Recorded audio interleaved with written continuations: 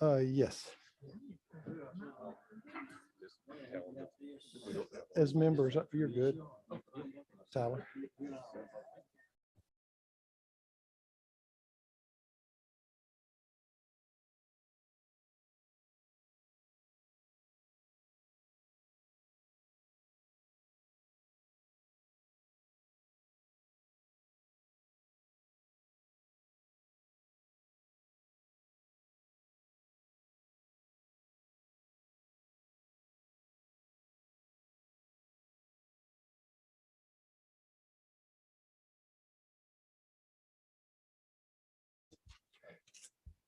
Ladies and gentlemen, I want to welcome you.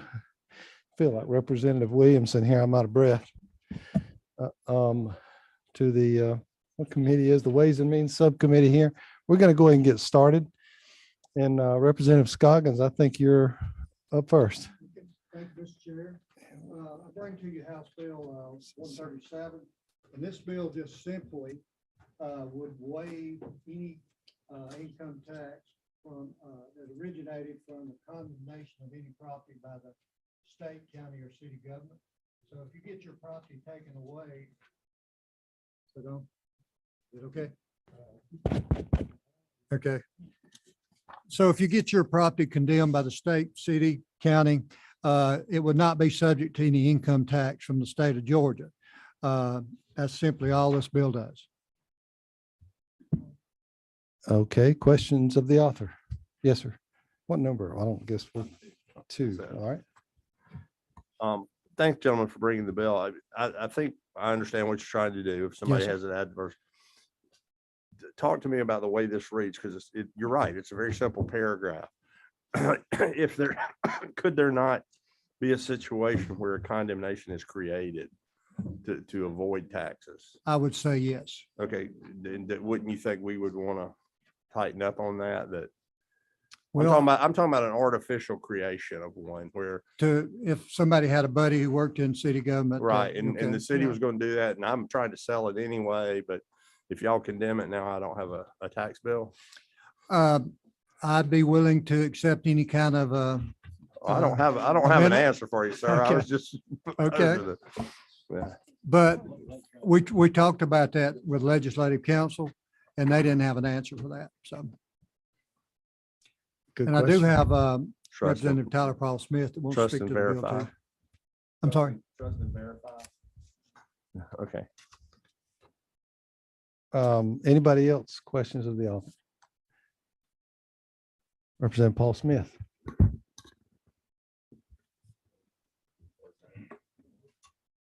Thank you, Mr. Chairman, members of the committee.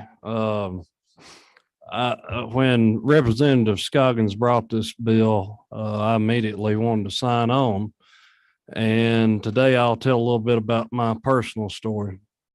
As a 10-year-old child, the property that my family had lived on and still lives on for 5 generations was condemned by the state of Georgia. It was seized to widen the road that, and some of the old maps was supposed to be the western bypass for the state, connect I-20 to Interstate 75. And so as a 10-year-old child, the biggest storm that we had ever faced, we'd been through Hurricane Opal in '95, lost a lot of big oak trees, but as my father always remembers, the biggest storm that our place ever saw was the state of Georgia coming in and condemning this property. And Mr. Chairman, Chairman Martin's point is very well taken. That is a concern, and we even saw it in that project over 20 years ago now. But I'm here to tell you about the people that didn't make a deal and wasn't trying to pad their pockets. We had to take the state of Georgia to court and get our house back, which we had to then move into the back part of the pasture. The house that was built by my great-grandfather in 1926.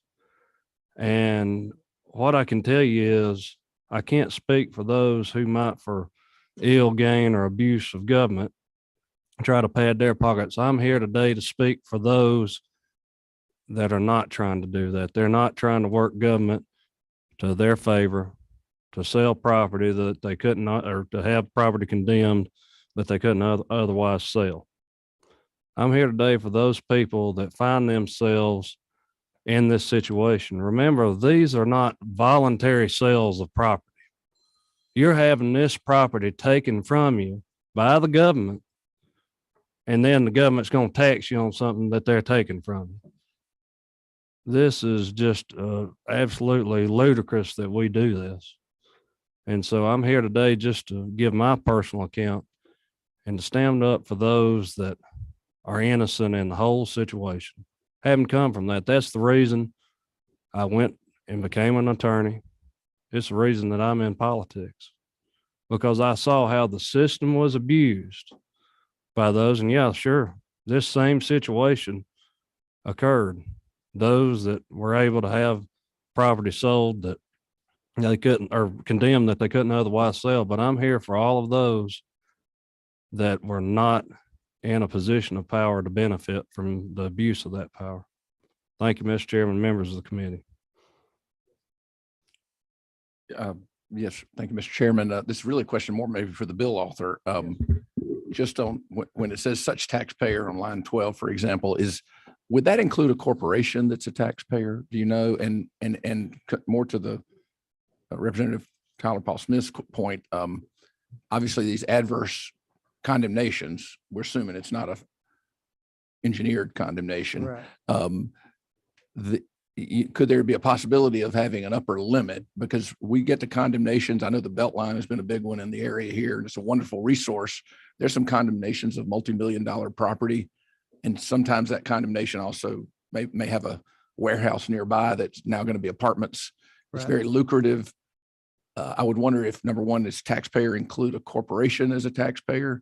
Or is that just an individual, or is that understood? This may be my ignorance. That's And- not the intent of the bill. Right. Oh, I understand that. I'm just wondering, when we say taxpayer, does that include an LLC that owns property and gets it condemned? And then second, could possibly an upper limit if what you're really trying to describe is a homeowner or a farm owner So who you're has asking if we could put a cap on the Well, amount? potentially, if when we're trying to at least address the problem Chairman Martin brought up, just as a consideration. I would be open, to any suggestions the committee might have. That's all. So this would be in a situation where you actually made a profit on the property, because you're talking about capital gains tax here, right? So you You're would saying make a you'd be profit. realizing income. So what I'm trying to understand is that if you take a loss on the property, then you're not going to have any capital gains realized. But if you're in this instance, you would only be seeing a profit on the sale of this, correct? If you got you're talking about if you got a below fair market value for the property of what you paid for the No, property. I'm is that just what you- saying, if you bought a piece of property for 20 and it's condemned and purchased back at 40 is what you're saying, you wouldn't have to pay the 20 Right. capital gains. Right. But if you it was condemned and they took it for 10,000, you don't have a need for this. Is that correct? That's correct. Okay. Yes, sir. And other members?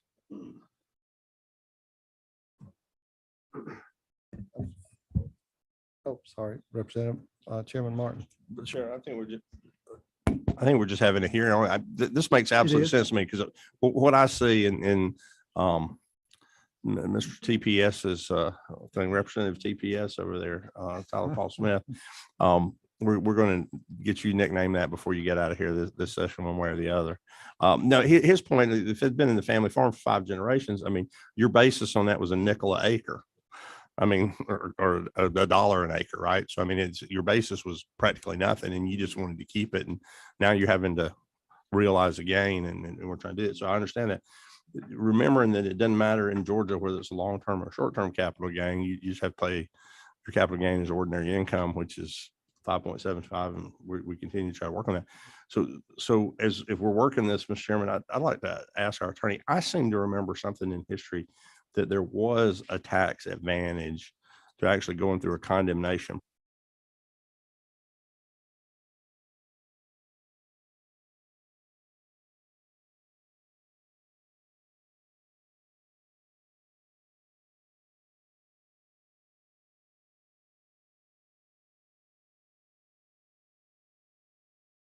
You're paying 23.8 to the federal government. So like the idea, I think we need to tighten it up, make sure it's not, cannot be trifled with, and also to see what it does, how it goes hand in glove with the federal tax policy around on this. Seems Okay. reasonable. Chairman Houston. But I tell you, I would not be a happy camper if the government took my property and then I had to turn around and pay taxes. Well, This is more to a house than when you move a family out of a house, it's more than the money you're getting back from it. You take a 10-year-old boy, it's devastating to have to move you out sometimes, places you live. yes, ma'am, you're looking at me like I advocate for doing that, and I No. don't. No, I know, Representative Chairman. You got to take care of the least of these sometimes. No, you're right. Well, and also in the condemnation price, do that, Yeah. they take into account, I believe, if it goes through condemnation, not just the price of the real property, not the price of the personal property on it, but in the trouble you can cause, you can actually ask for that as part of the process. But no, I agree. I mean, the gentleman has a great I think Great that's a point great here. point. I It's don't know how just a we shame get that we that. can't take it to, take it up a level to the federal level, because it's the federal We should government somewhere who we can does work it much of out. it. And so the people that weren't taking advantage of the system, there's always gonna be somebody taking advantage of the system. There's always somebody smarter than us. You can believe that. Other members? It's a very, very lively discussion. Representative Fry? Are you on? Thank you, Mr. Chair. I think it's a great idea. It's a moving story that you've told for sure. I'd like to see it separated out to individually owned versus corporate. What the chair brought up there, I think that's an important distinction to make.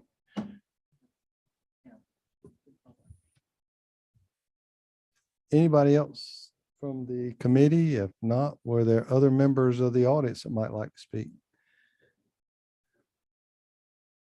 I don't see ACCG sitting on the edge of their chair, so is there nobody else that wants to speak to the bill? It is a very good point. I must admit, we just got to make sure that we get to and this is a hearing only, Mr. Just Chairman. one last point. There's nothing in this that would encourage any kind of a condemnation. There's nothing, just by avoiding the taxation. What our current guidelines, and my understanding is Georgia has fairly tight guidelines on the definition of public use, for example, that some other states, maybe a Supreme Court decision allowed something more lenient than maybe we would want. We're not in any way changing or encouraging condemnation by this, is my understanding. Is that, It might happen, but we're not encouraging it. okay? Well, thank you. Would y'all be willing to do the thing that Representative Fry suggested? Yes, ma'am. I agree. Good point. I would support that. Okay, anybody else on this hearing today? It was your idea. It was gonna do that. I'm sorry. Thank you so much for coming, Representative Scoggins. and, Thank you. I TP appreciate your time. as well. Thank you. We will follow up. This is an issue that I believe has a solution to. If I can get the chairman to talk a little bit about Senate Bill 87, if you would.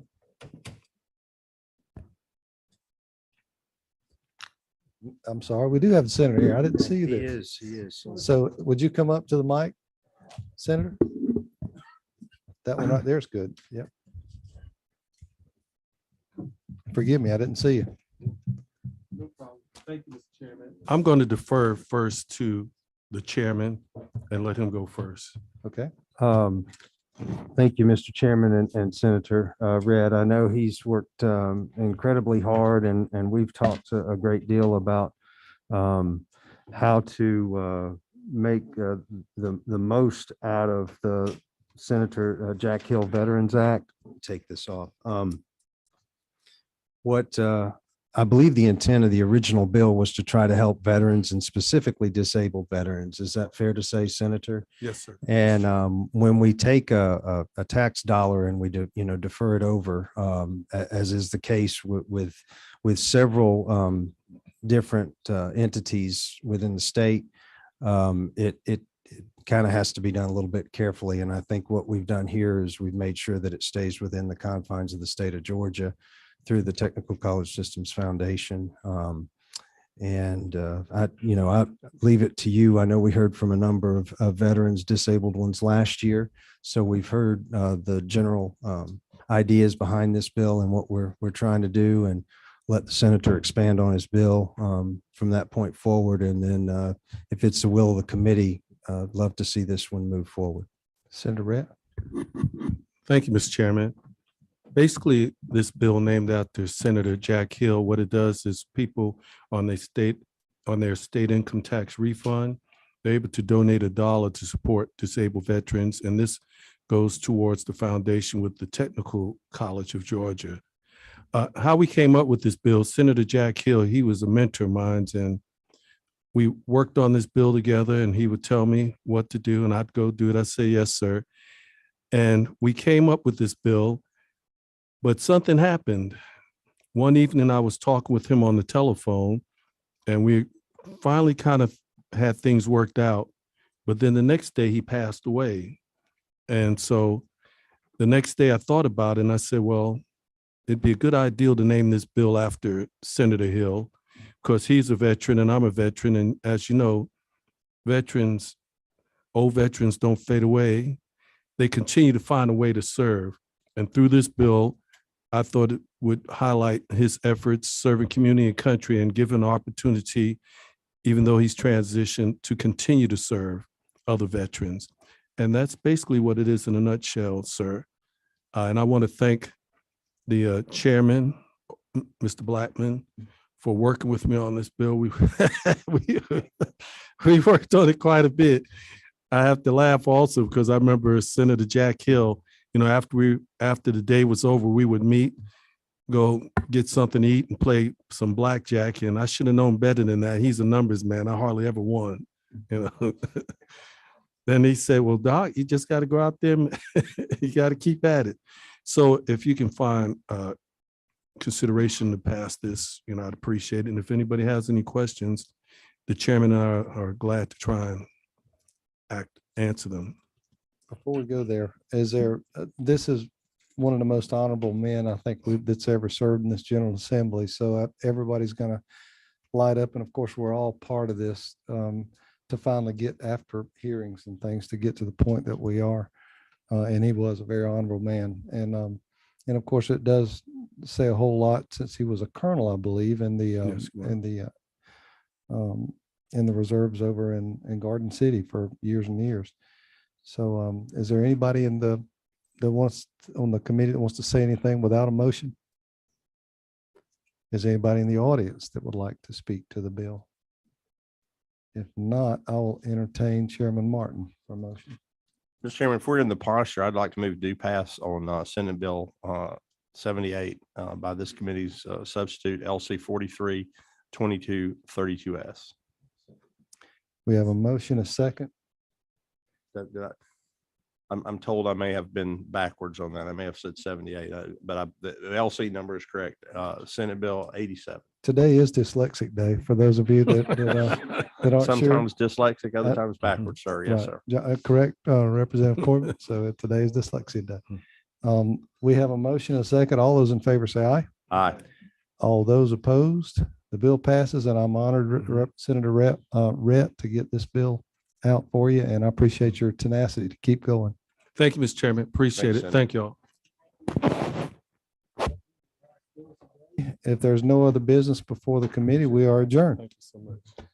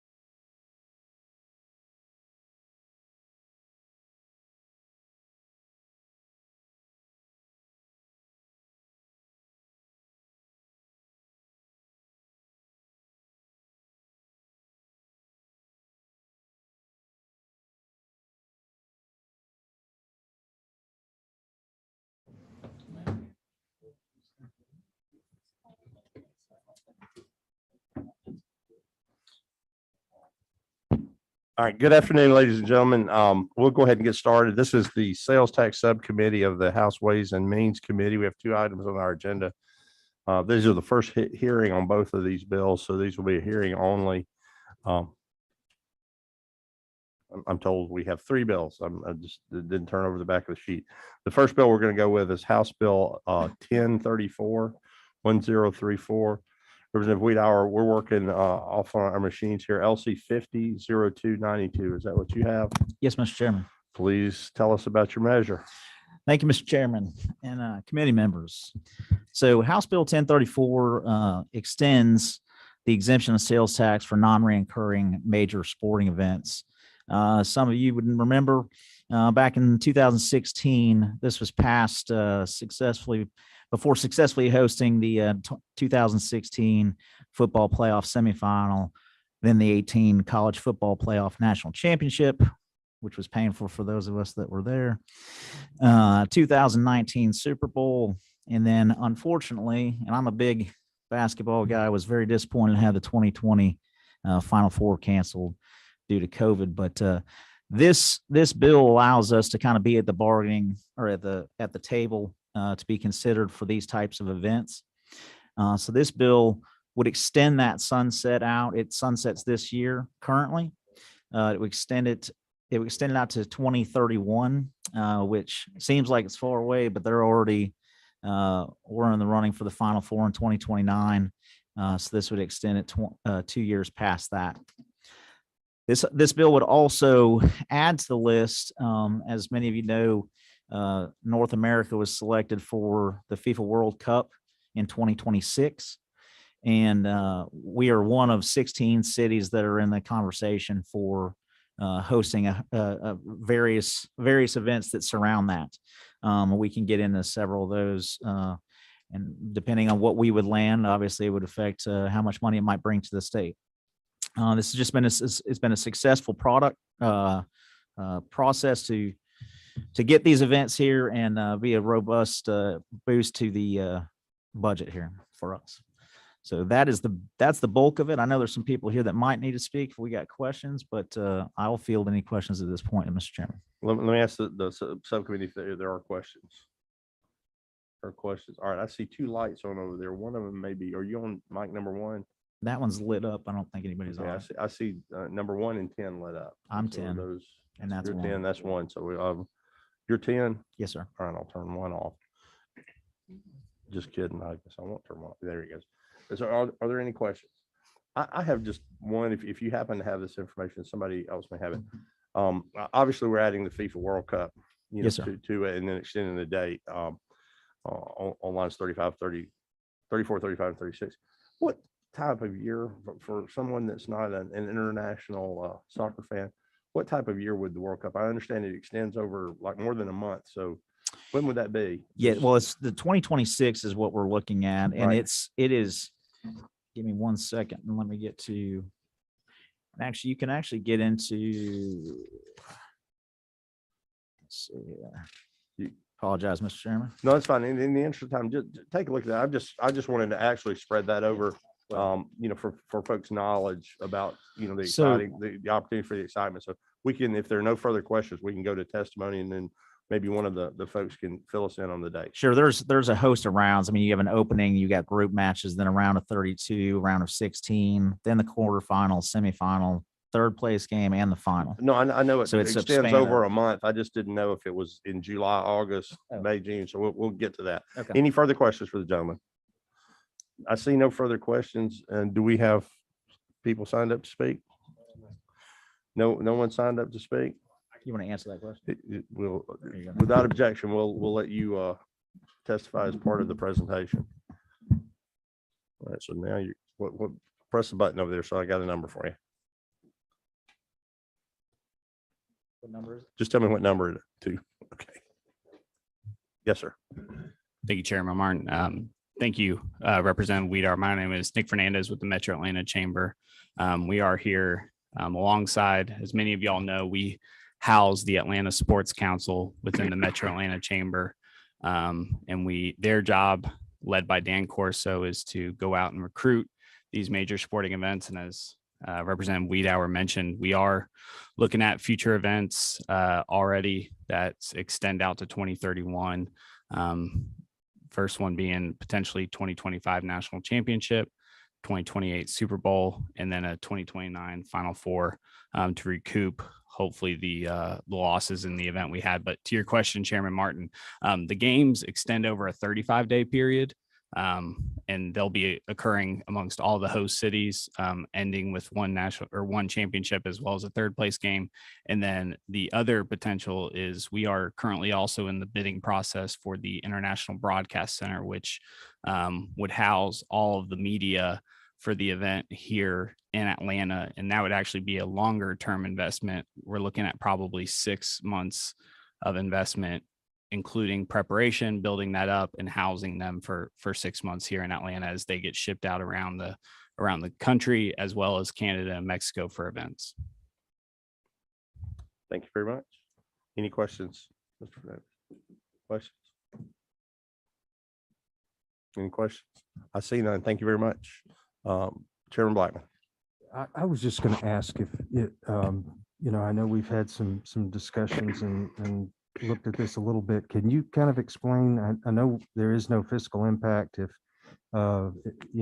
these don't take place, none of these take place, but could you maybe run through what the fiscal impact looks like as far as the return on something like this?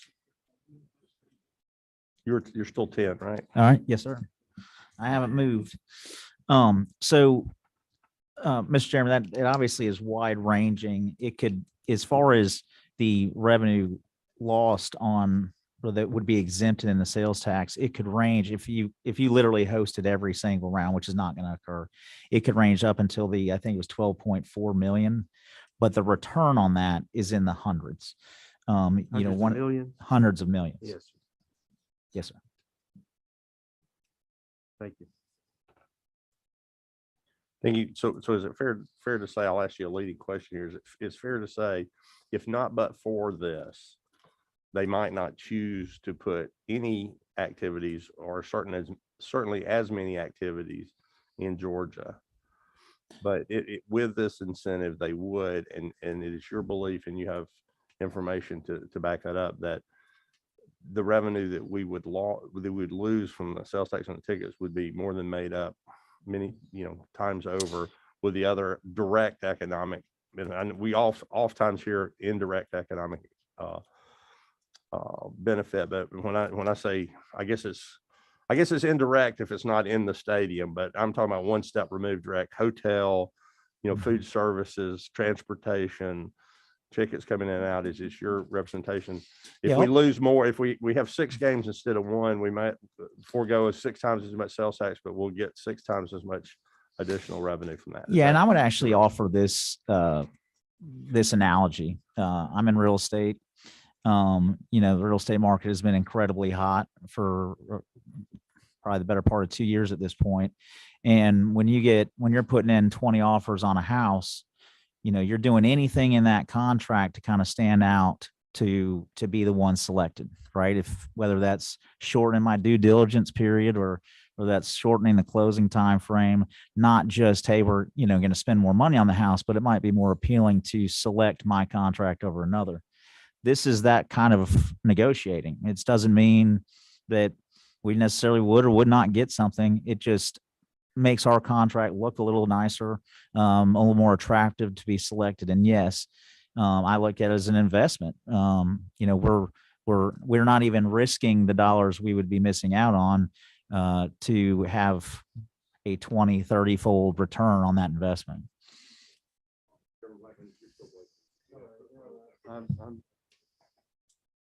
Are there any further questions for the gentleman? Again, that we're just spreading this over the committee today.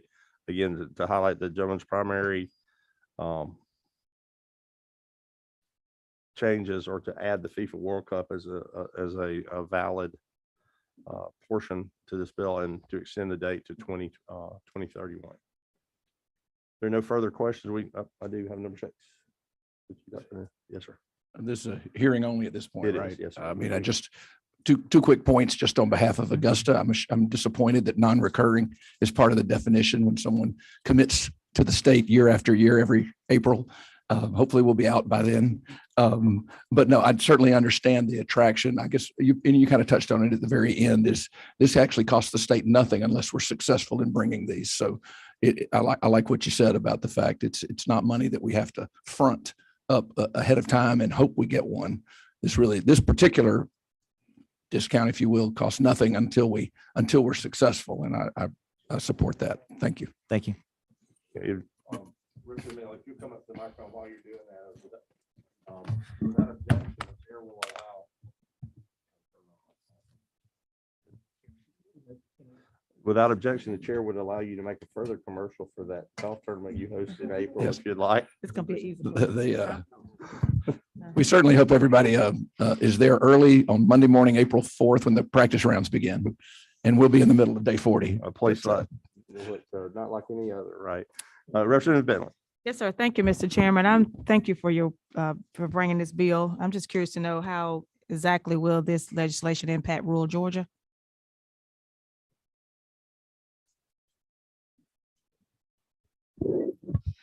I'll let you know, but I'll say this, any funds that we raise for this state go into the general fund and give us a greater opportunity to support rural Georgia like we have, I think, done a pretty good job with, especially after Hurricane Michael. The funds like these that we generate, this is exactly the type of thing we need to have an influx of cash to be able to do that. And if I might help, Representative Williams, is my understanding, if we get these events, again, we could get a game, we could get 4 or 5 or 6 games potentially, and it will be in Atlanta because that's the stadium that fits. But as I understand, what feet, you get it out, this mask makes me unable to talk. Is my understanding, one of the things that the FIFA folks are doing is doing these fan fests out and around. They're not just going to be in Atlanta. It's a great So point. we would have the opportunity to put those on in various places around the state of Georgia. I mean, it could be down in the fairgrounds. I mean, it's basically FIFA is trying to, make that other kind of football, but more important around the world than that is in America, because we think of American football that we have. So I think for Nick, you can comment on that if you take a second, but I believe that would be a big pull for the rest of Georgia to get people outside the metro area excited about the overall tournament itself.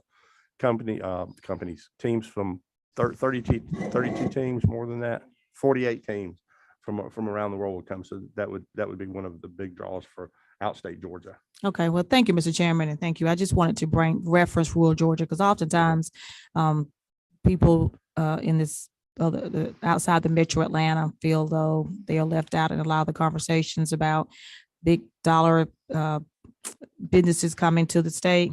And so I just wanted that statement brought out so people that are watching and listening will know how this is truly going to impact all of Georgia, and especially rural Georgia also. Yes, They ma'am. may not be actually housing these actual games, but the revenue that's coming to the state will in the long term benefit rural Georgia. And Yes, that's the ma'am. point that I wanted to And be rural brought Georgians out. will have an opportunity to participate, and you're a great advocate for your area in rural Georgia. Number 2. Thank you, Mr. Chairman. I apologize for being late to the committee meeting, and this information has probably already been shared. My question is really is what is the anticipated let's say ticket revenue compared to just as a multiplier compared to a Super Bowl type event? Is it 2 times, 3 times, 4 times, 10 times? What is it? I can tell you that the potential impact of having the FIFA World Cup is upwards of 400 million. Compared to the Super Bowl, Super Bowl generated right at 100 million. So I mean, it could be upwards of 2 or 3 times, or 4 times as much. That's the number I was looking for.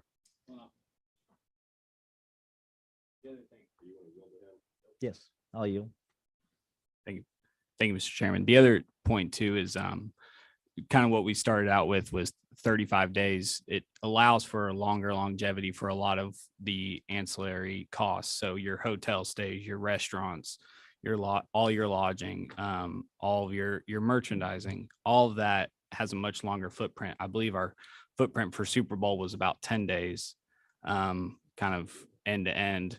For FIFA World Cup, we're looking at about 35 days for group matches. And if we're lucky, and if, we feel like we're in a good position to potentially host a semifinal, we would have that beginning stage of group matches and then also the semifinal at the end. So we're talking a longer duration of investment in visitors here to Atlanta and the whole state of Georgia.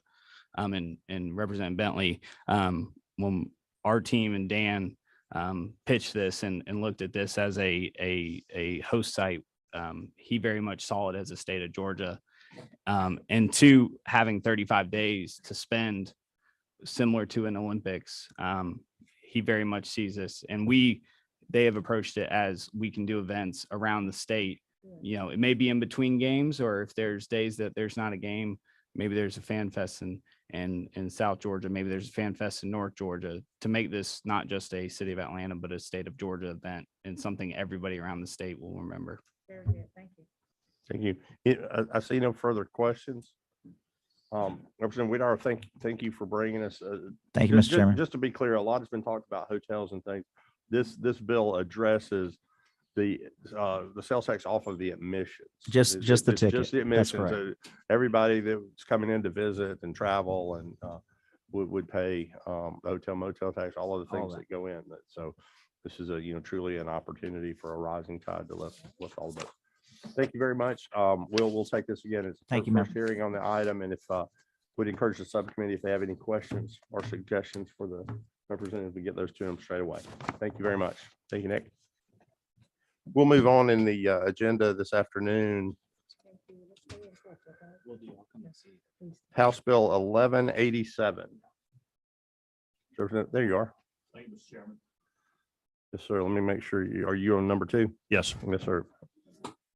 thank you, Mr. Chairman. This is LC 432195, House Bill 1187. Basically, this is a high technology data center. So sunsets in 28. And what we're asking is for it to sunset in 2038.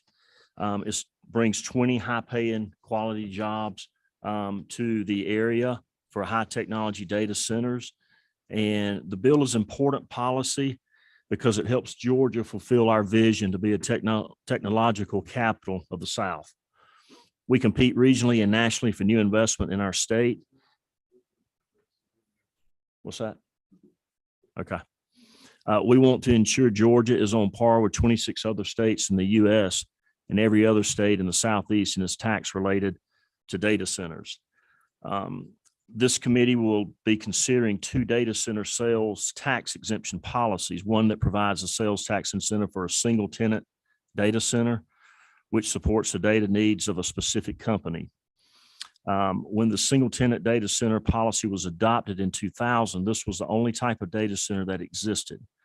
But as technology has changed, data centers have changed and data centers are increasingly larger scale, high investment facilities, meaning hundreds of companies, government agencies, every business vertical hosts their equipment and data and collocation environments. House Bill 1187 does the following while ensuring the protection of fiscal responsibility resources. Continues a winning data center tax policy to allow for large long-term investment, removing the sales tax on the equipment in the data center ecosystem and client gear that is placed in that data center. Most importantly, it sets a high minimum investment threshold of $250 million to ensure that Georgia truly reaps the economic benefit on that high level of data center investment in our state. Also establishing a tiered investment threshold to attract rural data centers with a minimum investment threshold of $100 million. It protects taxpayers by requiring up to 20 million surety bond to be posted to and requires the Department of Revenue to make annual assessments of the development investment of the data center company to ensure they are meeting their investment targets to continue to qualify for the tax incentives. This is an important clawback provision should a collocation data center fail to make accurate annual reports to the Department of Revenue or fail to achieve the required threshold. The bill also prohibits a company that has received the sales tax abatement on their gear from simultaneously receiving an abatement from the personal property tax at the local government level, an important protection for local government revenues. Economic impact.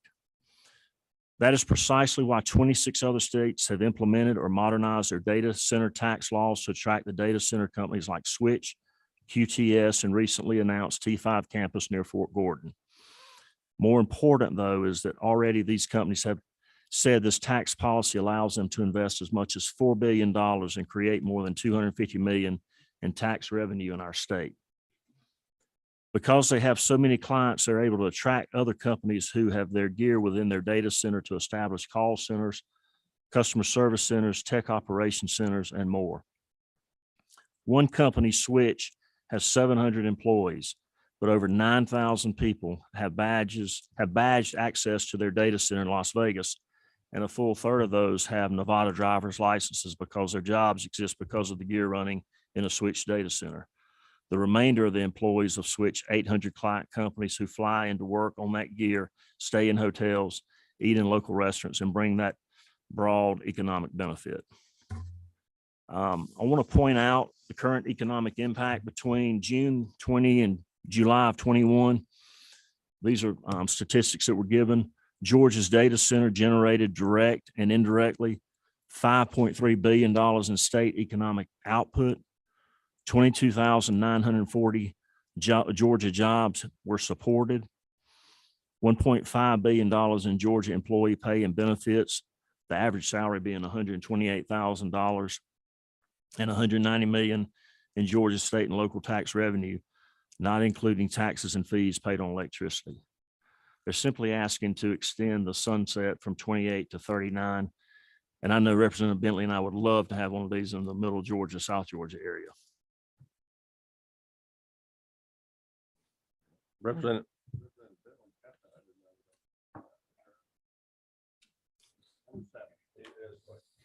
I've got a question. Where did you get these figures from? I'll show them to you right here. I've got them from some of the, Did they the come from the providers. Carl Vinson Institute, or where did you get them from? I got them from some of the members in this room. I'll be glad for them to talk. Okay, and one other question. When you say, how many employees does a data center employ? Well, they're saying 20 of the high paying jobs, 20 Tw- employees. 20 employees. That's the minimum. Okay, and you've got 20 employees, and those 20 employees pay 1.5 billion. Ms. Penny, I'm just telling you what was presented to me. $1.5 billion economic impact. Are you talking about the job supported that pay that much? On the job supported, that's 22,940 Georgians. And on the And one and a that's half, all Georgians, they support that many Georgians, all the data process. that's this information that I've gotten from the impact of data centers from Mangum Economics, December 2021. If I could, if the lady doesn't object, I don't mean to interrupt, but if I could you get that copied and if chairman doesn't, it's on, okay, it's on our sheet. It's on the Okay, screen. That's fine. I was just And I was just wondering. gonna you ask, know. yeah, for the paper copy of it as well. If we can look at, it's hard to look at both screens at the same time, but yeah, thanks for sharing that. We can look at that. Representative or Chair Lady, can we see if he has some backup there that can help source that Okay, data I for just you? wanted to get the data straight. Yes, ma'am. Yes, ma'am. We'll do that if I'll be glad to get it to you. we get through our questions here. Number two, I'll defer to Chairman Blackman. and there we go. We are deferred. Okay, well, I just was noticing here, in the same vein as Vice Chair Bentley mentioned previously, we do have this broken down by, I guess, what it ends up being population of our counties. Is that correct, Mr. Chairman? Yes. We actually have different thresholds of investment based on the population of the county Less than 30,000. within Yeah, the yeah, current yeah. law. In the current law, it says for high technology data centers located in a county in the state having a population greater than Well, 50,000, Greater than 50. according to the between 30 and U.S. 50 decennial below census of 2010, or any future such census, 250 million in aggregate expenditures. Then there's one for 30 to 50,000, under 2 in line 23, and then on line 30 for data centers located in counties with population less than 30,000, $100 million in aggregate expenditures. Thank you. Okay, well, let me go to Dr. Newton. I'll come right back to you, Chairman Williamson. Dr. Newton. That, I guess it follows up on that. One is I guess the last threshold is reached at 50,000 and above. So all metro counties would be included in that pretty much. It's not a lot. You got to get. Those population less than 30,000 is the last one, 3. No, he's 50 and going up is going the up, last. okay. Yeah, there's no discrimination between a 200,000 and up or something like that to try to encourage to go into the rural county areas that may be 55,000. That's one thing. I was just kind of curious, like the $100 million minimum expenditure and the 20 jobs. Do we know how much tax we're being asked to abate to get those minimum of 20 jobs, or is 20 just a starting point and they really might have 200 jobs in $100 million investment? Or is that kind of the ratio? Is you do $100 million? Yeah, is I Graham. Well, Yeah, whoever you think, sir. Yeah. Go ahead. Yep. Go ahead, but let's stick to the question if we can, because you have another question, then we're going to get to you to testify. So answer the question or hold off, and then we'll let you testify if your testimony will answer the question. Absolutely, Mr. Chairman. Graham Thompson on behalf of one of the large co-location data centers that are that's located in our state, Switch. To your question, Representative Newton, yes, to obtain a certificate of exemption, a company would go to the Department of Revenue, depending on which county you're in. So we have a tiered investment threshold, and you would lay out your investment plan over a 10-year window. So you've got 7 years and a 10-year investment window to hit either $100 million in a rural county, $150 million based on population in the second tier, and then 250 for the most populous counties in the state. So you lay out that investment plan to the Department of Revenue.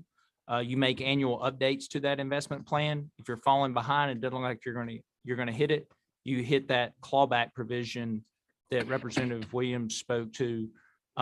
So there are annual reports that do go to the Department of Revenue to make sure you're on track. And then you do have to create the 20 new quality jobs. Quality jobs means at or above the prevailing wage in the community.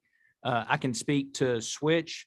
Co-location data centers, these are not manufacturing jobs. You won't see hundreds and hundreds of jobs. We have 46 full-time employees. I'm gonna slow you down there for just a second. We're gonna get to your testimony. I'm gonna Yep, get to the absolutely. Sorry, I was just trying we're to- gonna give you the opportunity to do that, but I think, let me maybe go we- to a couple of the questions. And did that I get your answer the way you were looking for?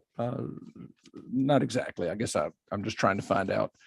Doesn't sound like we're going to make the money in jobs necessarily, but the money does come from other areas. Obviously, we're not, if we do this, they're exempt from the sales tax when they buy that 100 million in equipment or more. I just was curious at some point, maybe we can get to the fact of where the state recoups its investment, not the indirect, but the direct taxes. But I'll defer to If you don't mind, Co-Chair. in order Thanks. to keep us moving along, we'll get questions, then we'll give them an opportunity to testify, and then. Quite simply, mine was in the same vein. I think that everybody's excited about the progress that's been made and just curious about the performance, where the money's been invested and what kind of yield to Georgia's given in additional jobs and tax revenue. So that's something we can talk about offline. I'd just like to see do our homework on what kind of return for the Georgia taxpayer we've got. And I'm sure it's a good one, but I'd like to see the numbers.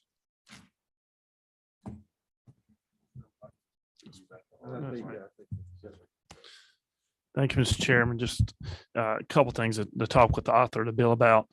Isn't it true that one reason we want data centers here in Georgia, and one reason why we want to continue to attract this type of industry is they play into an overall technology ecosystem for our state, and that by having facilities that allow for this type of co-location of the data, that it helps attract other investment and other economic opportunities for our state for employers to come in. Isn't that true? Oh, yes.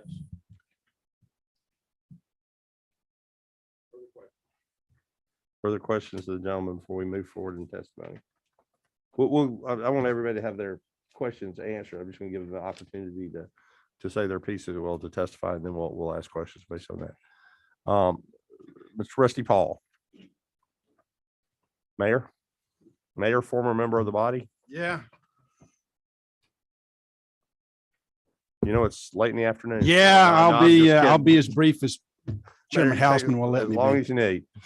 No, it won't take me long. Let me see if I can put this into a context that will help everybody understand how this kind of functions. We all know what the impact of the interstate highway system was on our economy in the 1950s, 60s, and 70s. The road moves everything, and then all the economic activity occurs around the exits. Well, in the data world, the data centers are the exits. It's where all the economic activity occurs around that area. So when you stop at the Waffle House on I-75 or down on 16, you know, you create economic activity. Well, this is economic activity of a higher level that occurs. We just had company Deluxe, which is a big financial services business, move into Sandy Springs, creating several hundred jobs. And and they're an innovation center. So they're bringing people from around the country to work in our community on these new technological innovations that we all want to see happen. Without the data centers, without these backbones, none of this occurs. And these companies sign long-term contracts. Why would he need to extend the deadline today? They sign these contracts for up to 10 years in advance, and they need to know what the playing field in Georgia is going to look like. And so that's why this is an important piece of legislation at this time. It helps communities that are trying to create these high-tech jobs. Without that interstate system and without those exits, these jobs are not created. So I hope that analogy helps us understand what the importance of this piece of legislation and the overall infrastructure that it creates, because data is the 21st century infrastructure, similar to the highway systems that we built in the 20th century. Does that make sense? I hope. Mayor Paul, just not questioning but he was trying to catch notes here of you are here today representing QTS. Okay. Yep. Just for that. Sorry about that. No, that's fine. We Yep. just, I introduced. I have a you tendency as a just to- mayor, and we yeah. didn't know if you were here representing the city. of Sandy I have a Springs tendency or- to just jump in. Well, that's So, fine. okay. We're going, we have questions for the gentleman. Yes. Sure. We're talking about an extension on the sunset here. Right. And so the level of certainty, I guess, is what you're speaking to. That's true. With regards to, it being here and available. What these companies do is they sign these long-term contracts. And as you heard, there are about 26 countries across 26 states across the country where they have options. And they want the certainty to know well in advance that these incentives are going to exist for the length of their contract. And that's why it's important that we go ahead and do this now. Hey,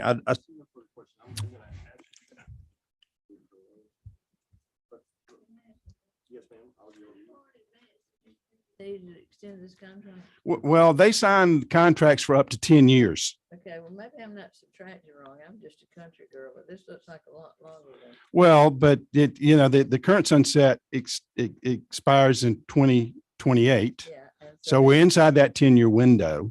Yeah. So 6 years and 10. I know.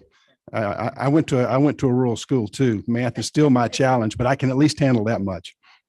But it is important. They want long-term stability, I guess. And that's what they're getting in the other states. So we're trying to stay competitive. Thanks, gentlemen. Here's what I'd like to ask. Okay. This is me asking. And again, we're hearing only on this is here's what makes me go, huh, in the thing. I don't have a doubt that when you put your handle around this, and that it, it's a good economic impact. But I think what the chair lady is saying, it's tough when you kind of, you spitball the numbers, if you will. You know, if you talk 20 jobs at 120,000 a year, that they pay about $140,000 in income tax. You know, about how much do you pay in personal property tax if they're opening that up in Fulton County? Because it takes, you know, if you do $10 million worth of purchases and don't pay $700,000 in sales tax, you got to be there 5 years before you get, you know, so help us make that case on a more, you don't have to do it on a microeconomic level, but a little bit more of a macro level, because it all fits together. And again, I know there's some indirect stuff that goes with it, but we don't need that, you know, somebody's cutting the grass of the guy that goes in there once a week. I mean, of course it flows down in a but if you could help us do that, I think that would help us get to the numbers as opposed to just seeing them on a sheet. We believe your numbers. Yeah. It's just, you know, she's been here a little while longer than me, not much, but she's very good at getting sort of to the bottom of things. And I think if you could do that, it would help us all. Look, if it just created 20 jobs, I wouldn't vote for it either. Yeah, but so help us understand that. All right. So what happens is in a data center, particularly these co-located data centers, is people come in, they build it. They cost about $400 million to build and equip. So you get the construction jobs that come from that, up to 1,500 or so construction jobs in building one of these systems. But that's not really the long-term investment that we're building. It's what happens is these companies that rent space in these data centers now are sending their employees in to work there, and they're establishing offices in the nearby area because there's so much interaction. There's not a company in America today that doesn't depend on data. If you don't have good, solid data, you can't operate in today's business environment. So they want to be there and manage that data, and so they're establishing those jobs that are around there. But the real impact is the one that I just kind of outlined, where a company comes into this infrastructure at one of the exits or near one of the exits, or because one of the exits is in the area, and creates several hundred jobs because of this resource that we have in the state of Georgia. That's where the data center is the drop of the stone in the pond. And from that ripple comes more and more jobs that are tied to it. So, but it's like, can you imagine the state of Georgia today if we had opted out of the interstate system, what our economy would look like? Well, this is the 21st century infrastructure that these jobs are being created from.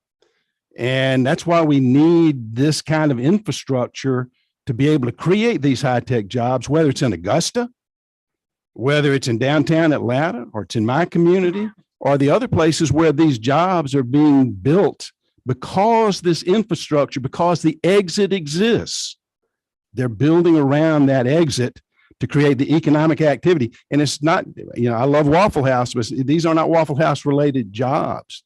These are very high paying, high tech jobs that build that infrastructure that's important to the long-term economic health of the state. Does that help? We believe you if you could just put that on I think just provide us, you know, a little bit more in depth. I have my own study. So, I'll be happy to send you, and it will source some of the data. I'll send it to the chairman, and then we can disperse it to everybody else. This guy right here. Okay, that'll be great. All right, we're going to go on to the next. All right, person, thank you and very we'll much. Come back if we have questions. Mr. Thompson.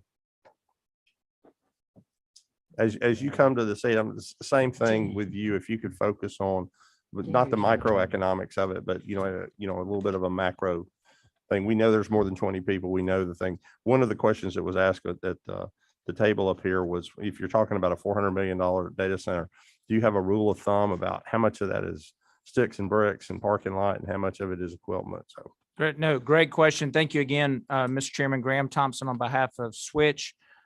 So going back before 2018, CBRE, which tracks data center leasing, named Georgia as a secondary market. We really weren't in the competitive game. As Representative Williams mentioned, 26 states have 0% sales tax as it relates to client equipment in a co-location data center.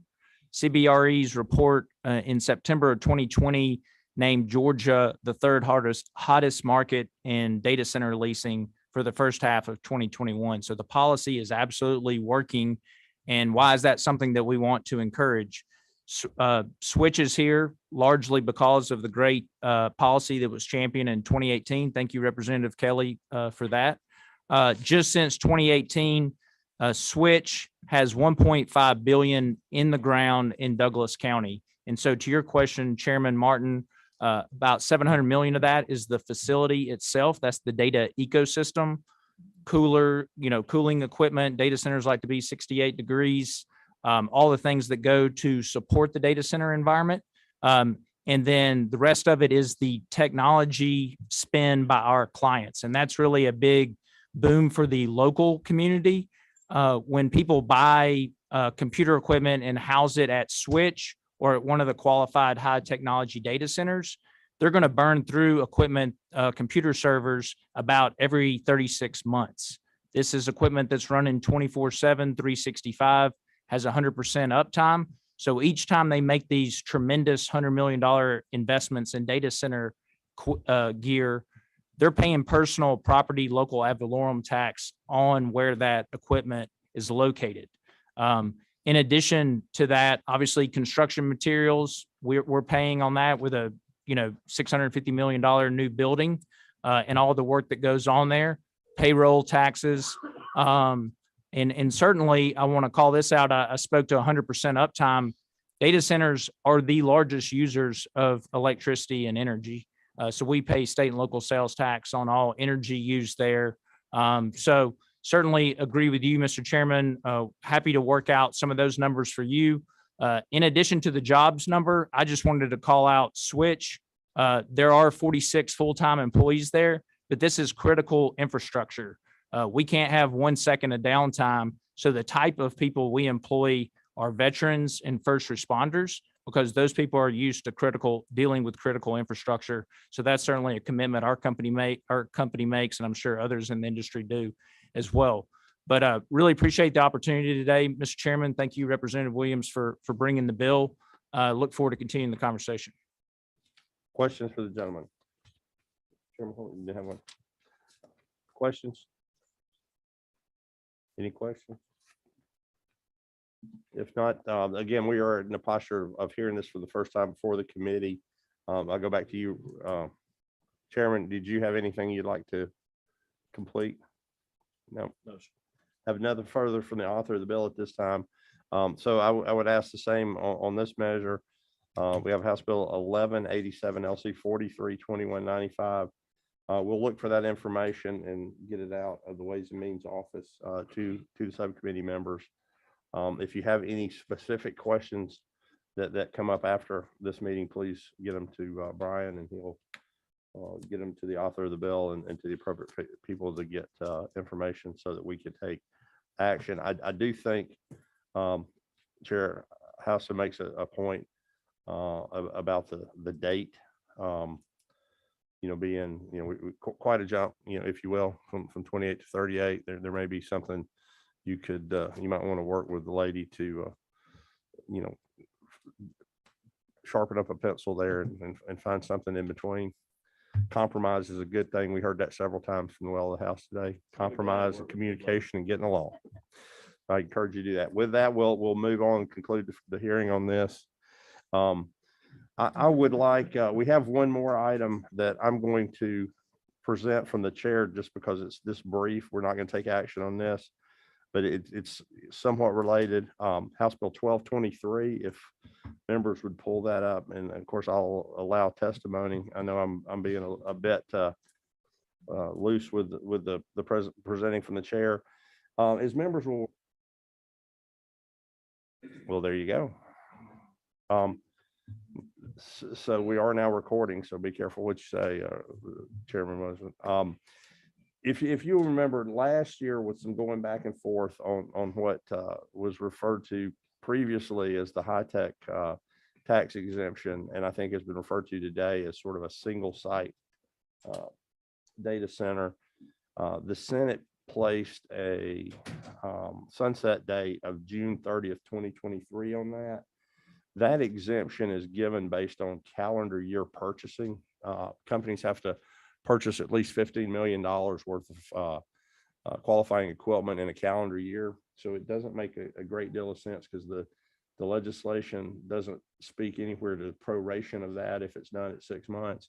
So what House Bill 1223 does is without getting into should it be extended longer than that, it just makes it a full calendar year. We're going to December 31st, 2023, so that you'd have that for that exemption.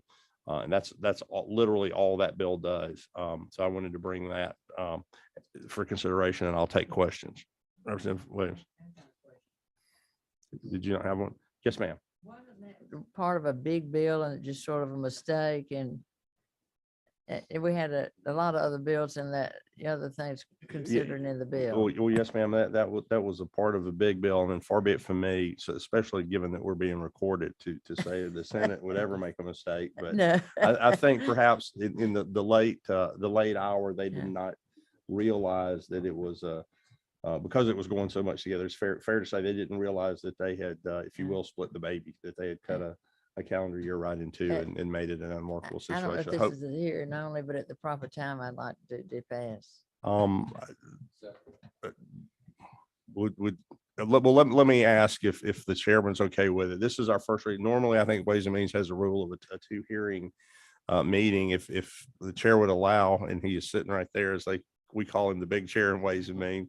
If I could say, if we would waive the rules to allow action on this bill in its first reading, with unanimous consent, if somebody objects, and that would be your time, Mr. Chairman. Yeah, well, certainly the subcommittee has, can see what we're doing here is not an extensive debatable issue, so to speak, either for it or you're not. So I would concur with Chair Lady Houston and I think the second over here, if it's the will of the subcommittee to move something like this forward, I think it sooner rather than later. I don't see any issue with it. Thank you, Mr. Chairman. If the lady would just hold her motions for a second or withdraw, Okay. just since I kind of stepped a little bit out of the normal rules of order to present from the chair, let me be wide open and ask, is there anybody that wishes to speak to this? I thought we'd be hearing it today and didn't realize the subcommittee wouldn't take action. So if anybody wishes to speak to this, I want to give them full and adequate opportunity to do that. Anybody wish to speak to the item? Again, we're just moving the date back 6 months so that it can actually function under the calendar year terminology that's already in the state law. Hearing none, then I will close the hearing on the matter and go back to Shirley Houston for a motion. I make a motion to pass.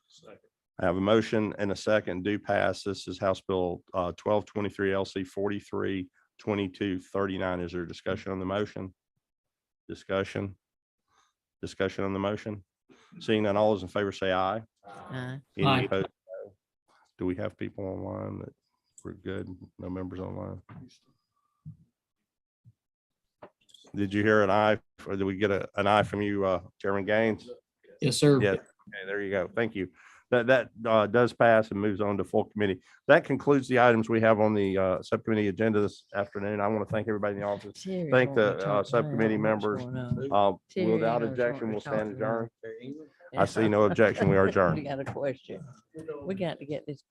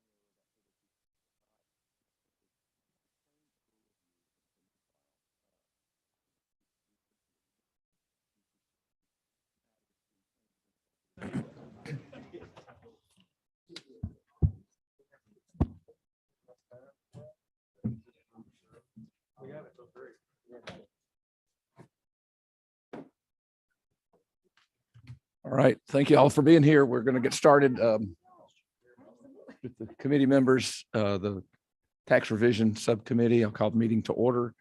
Well, we've got two issues, two policies we're going to look at. They each have two bills each, so we're going to get started. I think we'll start with I don't see Chairman Stevens here, so. Chairman Smith, would you come on up and would you mind presenting first? Let's see, you can do your two bills in whichever way you would like. This is a hearing only on this bill. If you want to start with HB 978.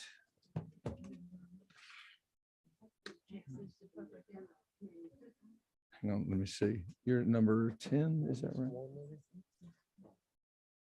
Try it again. Good afternoon. That's good. Good afternoon. Yes, we can hear you. Can you hear? Okay. Pennies on it.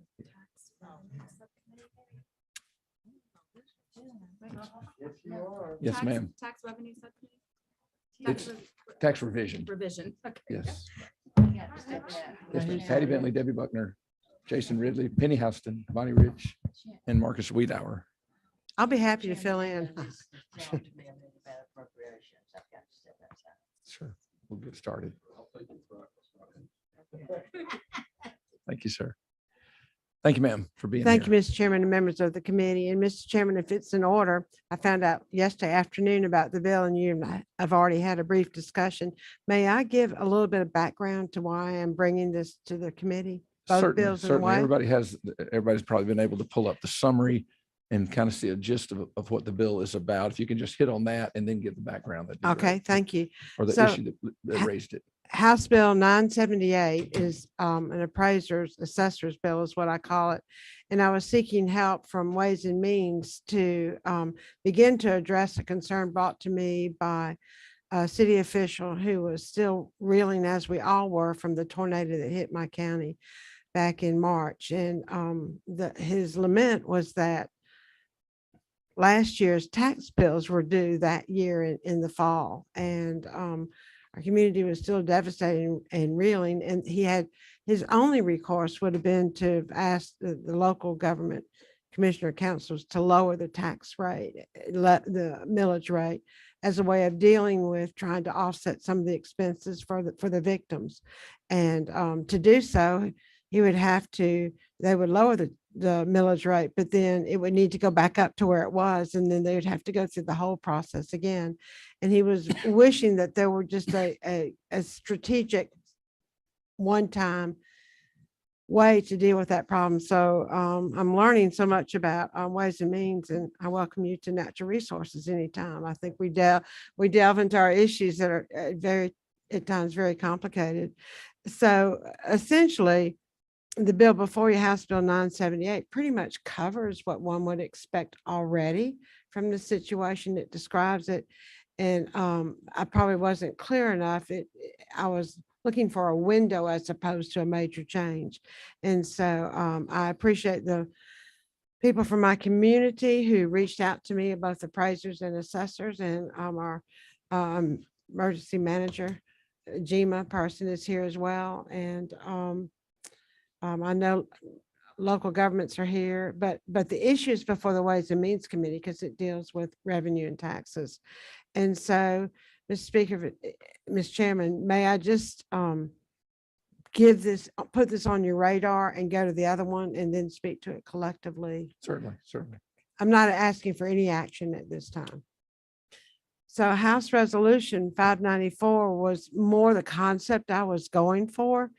And when you look on line 14, the governing authority of each county and municipality in the state shall be authorized to grant temporary tax relief to properties within its jurisdiction which are severely damaged or destroyed as a result of a disaster and which are located within a nationally declared disaster area.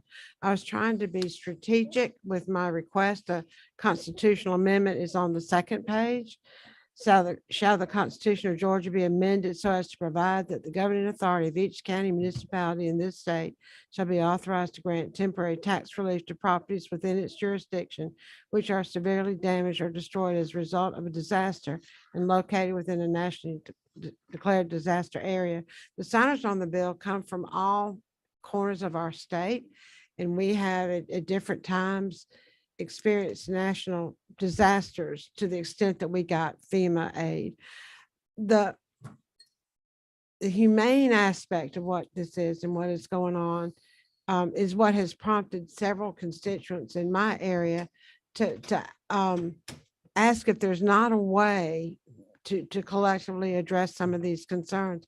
So I'm really speaking more as a voice for the citizens and the local people, and I respect to know what our local governments are dealing with. And so at that point, Mr. Chair, may I briefly give an overview as to what has made me suck it up and come before this wonderful committee, because I know how hard it is to get anything to happen here. It And is a so multi-step process. Please do give us, Bill Hammond, Okay. give us whatever background you need. Thank you very much. First of all, we're still reeling from what happened. We do not live in areas where there is advance notice, there's preparation. We don't expect to get a hurricane or anything like this. So it caught us suddenly. We call it the midnight tornado that hit us at the end of March. It was an F4 tornado, an F4 tornado. And to give you an idea, Kentucky this recently was hit by an F4 tornado. We are so much more keenly aware, unfortunately, what happened in Kentucky than to what happened in my strategic area of Georgia.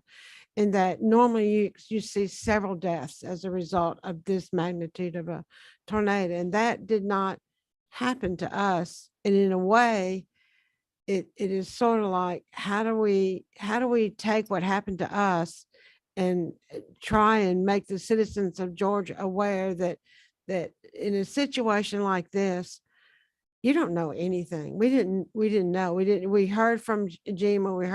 We were just all trying to deal with everything all at once. And the citizens, upon reflection later in the year, at the end of this year, said, oh my gosh, now we're hitting them with their property tax bill. Is there anything we can do? And I explained to that in part of the bill. So I tried to think of, what am I trying to do with you? I'm appealing to the collective wisdom of the committee. I think that these national disasters that hit our state at times can have strategic relief, and I don't know how it would be. My thought was our local governments would be in the best area to deal with that. They know their revenue, they know their source, they know what they can do. If they're totally wiped out, it is just almost impossible. So I'm putting a whole new perspective out there for you. And I tried to think of myself as maybe the canary in the coal mine, but then I took inventory of myself. So I'm going to change that to the wise old owl that got caught in the coal mine. And all I can do is say, who can help here? Who can help here? Who can help here? Or is it the will of our policy of our state to look into it this way? In my situation as chair of natural resources, I would look to my members and say, is this a place you want to go? And if it is, we would maybe take the approach of doing a study committee or looking into it that way. I think there is the reality that our governments must function, but when we are totally dysfunctional, how do we function? And where's the compassion for our citizens? And so, Mr. Chair, that's my report. Thank you very much. Are there some questions from the committee members? All right. Representative Williams. So thank you, Mr. Chairman, and to Chairman Smith, thank you for bringing this subject. It's intriguing to me, and I'm having had experienced pretty devastating downbursts in the early 90s in our hometown. I can relate to the problem. I've got a question basically for the locals, and this is the ignorance on my part, hence the question. I know that we're assessed for the values of our real and personal property on January the 1st of every year. But is that really for the year before that's just finishing, or is it truly, are we being assessed January the 1st? I know we collect them in the year in which they're assessed. And I'm looking to, I'm looking for some clarity on that from anyone in the audience that might know the answer to my question. I'm sorry. So I basically had a question as to, well, yeah, if Clint could answer my question, that'd be great. Sure, sure. I've got the chief appraiser for Cobb County here, so he could probably do a better job. He can probably tell you that. Well, let's get you up to a microphone if you don't mind. We do have. Why don't you answer first? And this is a friendly question, it's educational for us. And this is a hearing only, so we'll be more relaxed. Just tell us real briefly who you are, and then if you just can answer that question for now. White, Director, Chief Appraiser for the Cobb County Board of Tax Assessors. So the law says that we value property as it is on January 1. You receive an assessment notice in the spring, pay your tax bill shortly thereafter. It varies from jurisdiction to jurisdiction. So the tax bill that you pay, let's say it's in the fall, that has a value that we have notified you of in the spring, but is based on the condition of the property as of January 1. So that answers my question. Basically, we are talking about the calendar year in which the January 1st Yes, falls. sir. So Yes, sir. that answers my question. I just wanted clarity on that. So yeah, just to the gentleman is testifying, does Cobb County support a measure such as this? Sure, I don't think that we would have any issues with that. Certainly, this is something that would be devastating, and we would be happy to work on some things that might even be able to assist the goal of the bill. We would be happy to participate. And a follow-up question, if I may, Chairman Smith. In that same vein, from a workflow standpoint, would it not make sense that that should legislation proceed, that maybe we could give the flexibility for affected property owners to open up the return time, that all of a sudden, with all these triggers in place, then they could electively file a property tax return stating, hey, the value of my property was severely impacted. I'm requesting an assessment on my property. Would that be less than mandating that the assessors go out and reassess everything? I think that the challenge might be, I think timing would be very critical, because in this situation, it happened in March. The returns are due April 1. What if a terrible thing happened at the end of April or May? So I think that, yeah. That's why I framed it that way, that it would open up a special property tax return. Oh, I see. Yeah. So let's say it happened June 1st, and rather than the January the 1st to April 1st, 3 months opportunity to file a property tax return, give the 3 months from the date of the declaration of the national disaster, and then that way it's sort of incumbent upon the property owner to ask for a reassessment, but it wouldn't be mandating the assessors reorganize their whole schedule and go out and assess everything. There would be some challenges to your points, or depending on the time of the year. If it happened in the fall and it's a large county with a lot of properties that were affected, that can impact the work that we're doing at that specific time. You may recall in Cobb County in 2009, we had an Austell flood, devastated Austell and Powder Springs. We created a form on our website, and the county put it out that if you had an issue, you could fill out this form that just notified the assessor's office your property was affected. We got out there, but we had the luxury of getting that in October for assessment notices that were going out 6 months later. In this situation, it was March. Assessment notices are going out in April. I think there's challenges there. So how does this bill, I mean, absent, I was just trying to have a mechanism in place that might make it, frankly, a workflow easier for the assessors in any given county. Because the mechanism here, it could happen December the 1st. Correct.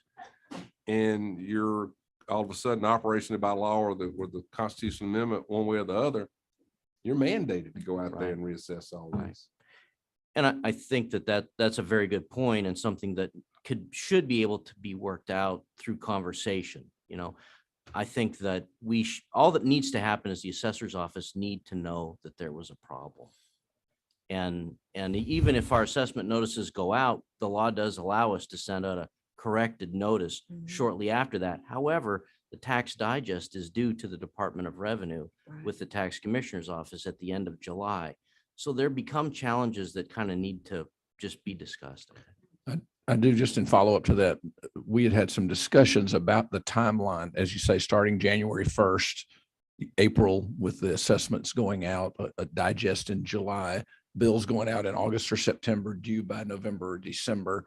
And then all the couple of possibilities, a widespread, almost countywide hurricane that could affect hundreds or thousands of properties. And then you do have a more isolated devastation, F4 tornado, that a mile away, no damage, a mile there, complete damage. And so those couple of different situations at different times of the year, what would be the requirements on the assessor's office? And then one question I had on the constitutional amendment on line 14, where it said, shall be authorized to grant temporary tax relief. There's obviously that could be a 50% tax relief, 0 tax relief. You can delay 6 months. I'm not sure what the language of shall be authorized to grant temporary tax relief. I don't know how you would read that as yes, it's just a question. And Mr. Chairman, it's a good point. The assessor's office, of course, is strictly responsible for Assessments, valuation. right. So I The don't think that commissioner we would be would. the commissioner's office would be. But I think we did talk about your timeline, but big chairman. Yes, sir. I'm That- little chairman today from Natural Resources. You're the wise chairman, right? Wow.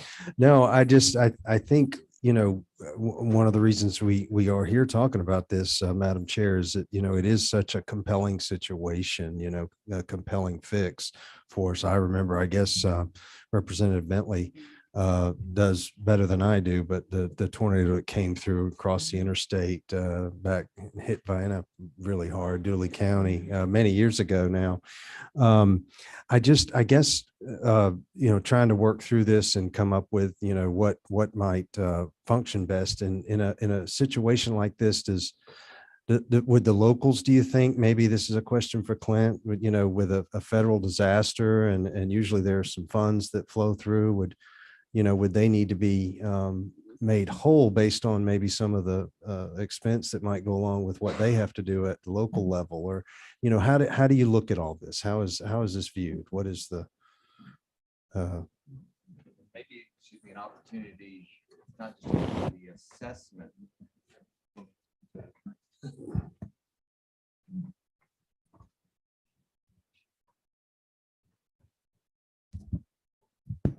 One thing that I was thinking about earlier today is we're looking at the assessment process, which it has its own timeline. We also have a refund process where elected officials can give refunds for certain situations, but it's very limited in when we can give refunds. But if we're going to be amending the Constitution, maybe that's something we could also look at, is possibly do it through the refund mechanism, where you would authorize the local governments to provide a refund. So you would owe whatever the taxes were based on the January 1 value, but then you would calculate whatever the loss of the value is. I assume that most of these properties, you're going to have some sort of an insurance claim where they're going to look at the loss of value of that property, that we could then do some proration depending on how many months that year that loss was in effect, to give some sort of a refund on that part of the property tax. I'm just thinking out loud here. But well, I was, you know, you and I have not talked about this, and you know, it just was one of those things where, you know, you have, you know, sale transactions that happen with homes, you know, mid-year, and how that, you know, works legally is, you know, obviously you're paying a prorated amount based on, you know, how much of that year you owned the property, and it's usually escrowed and within your mortgage, right? So I just started thinking, how would that maybe process, you know, be considered in something like this? But I mean, love what you're trying to do here, Madam Chair, for your citizens there and, you know, across the state when something like this hits. Thank you. And we'd be happy to work with you on finding a solution. approach me. Right, I mean, I think Not you, everybody Michael, no. supports the goal. It's just a matter of how do we administratively make it workable. Thank you, Mr. Chairman. May I say? So, and everybody has been very nice to me going through this process. This is not my area of expertise. And we're talking, one of the things I observed when we flew over the next day was I kept seeing these white spokes around the devastated area. And I asked the pilot, I said, what are these white spokes everywhere? And they were utility vehicles coming from all over, not just Coweta, not just Georgia, but everywhere. And then talking to one of the assessors, appraisers, they did try and go out and hand out a paper form or an ability to fill something out to show property damage. Would have helped them the next year, but they were going to do that. But one of the things I learned is he didn't have the staff he needed when this happened. And so one of my questions is, maybe as there is allowance for utilities from different states to come into a devastated state, there are allowances that help them across the lines, the law lines of the different states. Maybe we could help and use certified appraisers or assessors in other parts of our state if we don't have enough. In other words, I'm bringing to you a bigger problem. I think it's behooves us to look into what happens when there is mass destruction. And what worried me so much about all of this is some of the homeowners were retired. They inherited they had no records. They didn't use the banks. They didn't do this. They didn't do that. And I'm going, how do we solve an impossibility? And so devastation brings about situations where we have no law, nothing on the books to kind of help with this. And I found out people who are living maybe in the poor areas, they inherited the home from the grandmother, but hello, nobody changed the deed. And so, oh my gosh, I think all I'm doing is opening the window and bringing before us as voices for Georgians that my county never should have had this tornado. We're not in Tornado Alley. We're not here. We're not there. We were not, my gosh, we were not ready. And so I think there's a way to see what's possible. And that's all. I do not have this knowledge or expertise, but I think there is a humane need to find a way to do certain things.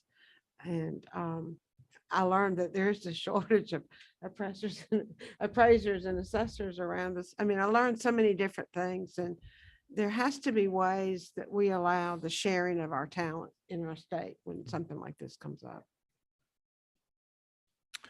Well, thank you for bringing that. I know there's some devastation there, and finances are a part of it. They're not maybe the main part, but they're a crucial part. And it does appear that your counties want to be as benevolent as possible and recognize that. And I look forward to working on you, maybe on that timeline, maybe working along with some others in the county governments. We understand county governments get devastated with demands during an emergency as well. So they may have more resources than the homeowner you mentioned those. So look forward to working with you more on it. Thank you for the hearing today. Well, thank you for your kindness shown to me by the committee members. Thank you very much. Chairman. I believe that's all we have for today. We'll have to hold off on Chairman Stevens' bills until we can get a little more information and get work some things out on that realm. But thank you all for being here today.